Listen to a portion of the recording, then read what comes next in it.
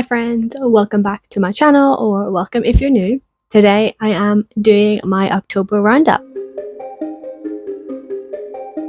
So this one is very short because I did a lot of my reading in September.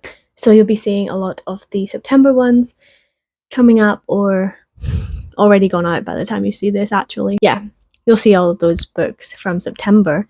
And that is why there is a lot less books in this roundup. Usually I'm reading about 10 to 12 books in a month, and I have 7 for October. So it was more than I was expecting. If you saw my October TBR, I only had like 5 books on there, so I've read an additional 2.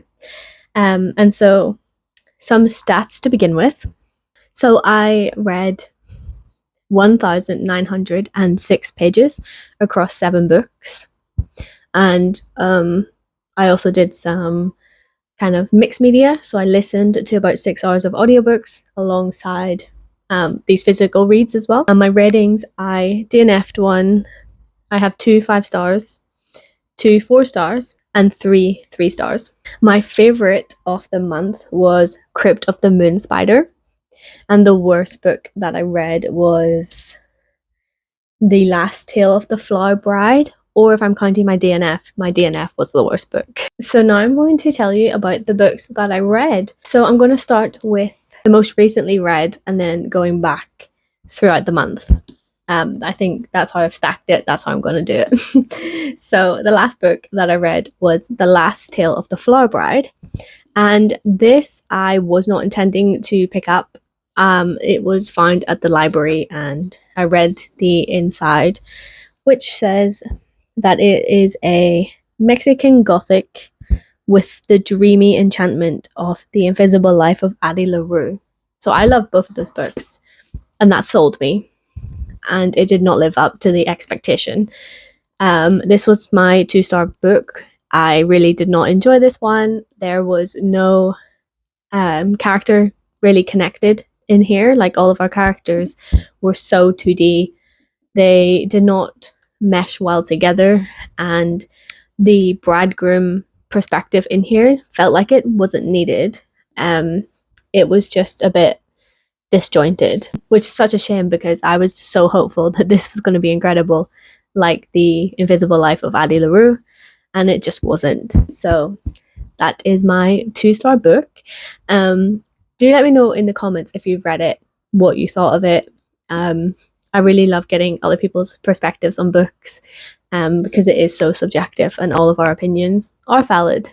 But yeah, this book just did not hit the mark for me. Before I read that was Our Hideous Progeny by C.E. McGill.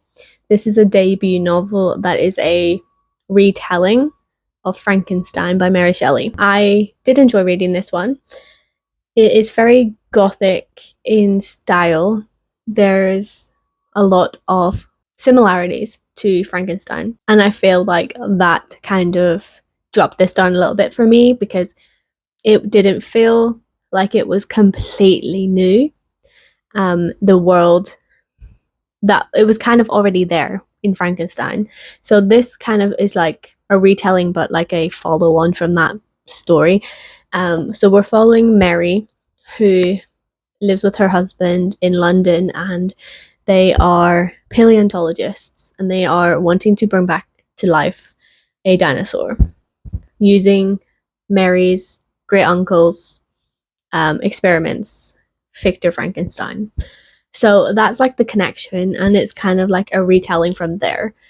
It is really slow in parts. I feel like there's a lot of this that did not develop so well. The beginning was great. There was a lot of intrigue, and then you get to learn a lot about these characters, and there was so much content around their lives. We didn't actually get to the real experimental side of things until way into the book, so it's a slow burn for sure. And obviously that's what happens with gothic stories, tends to be the way They don't build very quickly, but I was hoping that being a more modern story and a more modern take on this, it kind of got into the story quicker, but it didn't. Um, that's not to say that this wasn't a decent read. I really did enjoy most of this. I just felt it was really slow in some incidents. So just a pretty average read, which is why I've given it a 3-star rating. And then I read The Maidens by Alex Michaelides, and this was a huge surprise. Actually, was it a surprise? Kinda. It's a dark academia thriller, and it is centered around Greek mythology, and I did not expect to enjoy it all that much. But I give this a 5-star. I really loved the writing style in here. It was so fast paced and tense. There was a lot of suspense throughout the story, and I feel like the characters were all well developed, which is probably why I enjoyed it so much. Usually thrillers are really difficult for me. I usually give them average ratings, but there's always some that stick out, and The Maidens was definitely one of them, and I was so glad to have picked it up.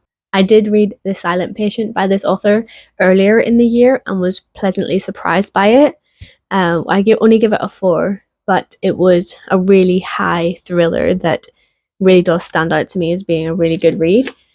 So I was intrigued, and when I saw it at the library, had to pick it up, had to read it, and I am really glad that I did, because it is up there as being one of the better thrillers that I've read, like ever. So a really good book. So the next book is The Crypt of the Moon Spider by Nathan Ballingard.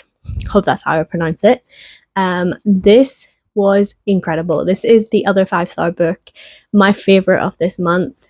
This was so incredible. This is how a horror story should be written. It's incredible. And if you haven't read this yet, you need to read it, because this is what I've been looking for in horror. It scratches an itch that you don't actually realize you have. So it's a weird horror sci-fi. We're following a woman who is institutionalized for being depressed. She has melancholy, and her husband ships her off to this institution that is on the moon, and it is over a crypt for a spider that has this incredible magical silk, and the story kind of goes from there. It is written so well. For such a short book, you get so much in here. The pacing of this book was just immense. Like, it didn't feel like anything was too fast and nothing was too slow as well. Sometimes with these novellas, you can feel like the story goes too fast, but The Crypt of the Moon Spider was perfect.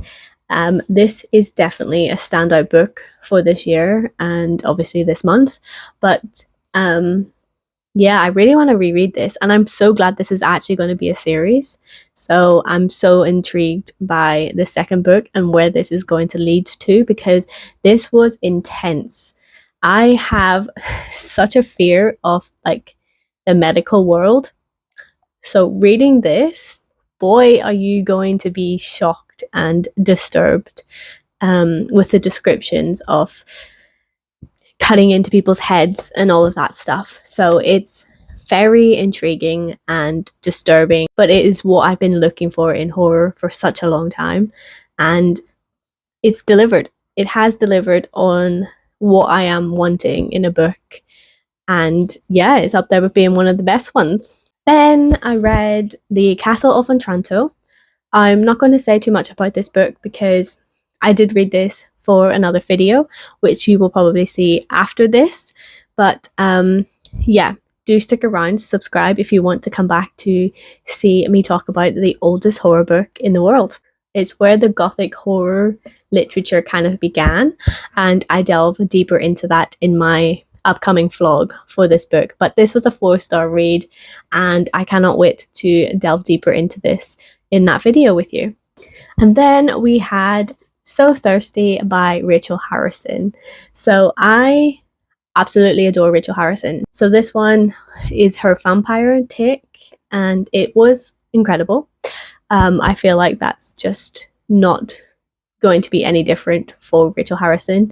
I always give this woman a 4 or 5 star, and this is not any different. So I've given this a 4 star. It wasn't my favorite. There is better work from her. Cackle and Black Sheep have been standouts for me. And I do need to read The Return, and then I will have a complete list of her books, which I'll probably do a ranking of actually when I do finish The Return. Let me know in the comments if you're interested in that actually.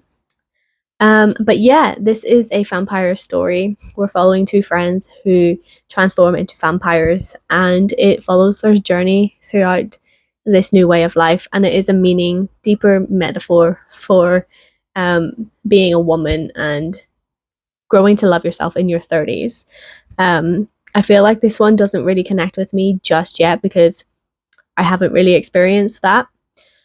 I'm still in my late 20s, so I feel like this book is going to become a little bit more relatable the older I get, and how you kind of fall out of love with what you look like and the aging process. So I'm intrigued to kind of revisit this book later in my 30s. But reading it now was incredible, but I will definitely revisit this at some point soon. But it was great to read, and of course I will read anything that this woman puts out. She is an automatic buy at this point, and I'm very happy to have read it. We have my DNF, which is Broadmont Bay by F.G. Cottam. I don't know what to tell you about this book. There is absolutely nothing memorable about it. And finally, the last book is Survive the Night by Riley Sager. This one was decent. I really did enjoy reading this. I just did not like the description of this woman. I don't really understand if that's how women in the 90s kind of reacted. I wouldn't have jumped in the car with that stranger. So I don't know if that's just a generational thing. Maybe it's because I actually grew up in the early 2000s rather than in the 90s. I was only like 3 or 4 at the end of the 90s, so not really sure on the direction that women kind of lived their lives. But in this story, we follow Charlie, who is wanting to go back home from campus because her friend has been unalived by the campus killer, and she jumps in a car with a stranger. I don't know if that's something that people would do. I just know that that's not something I'd do in this society. But we follow that story, her journey. Can she survive the night in this car with this stranger? She sees things, hallucinates, and all of that stuff. So it was intriguing, suspenseful, and the outcome was interesting. Not too sure if I'm on board with the whole happy ending thing. I like when it ends in tragedy, but it was an interesting read. Really enjoyed it. Give it a 3 star. Pretty average, but it is definitely better than some of his other books that I've read. So there you have it. Those are all my books that I read in October. The sun is going down very quickly, so I'm going to quickly round this up. Let me know in the comments if you've read any of them, what you thought, and I will catch you in the next one. But until then, keep your pages turning and embrace the darkness. Bye!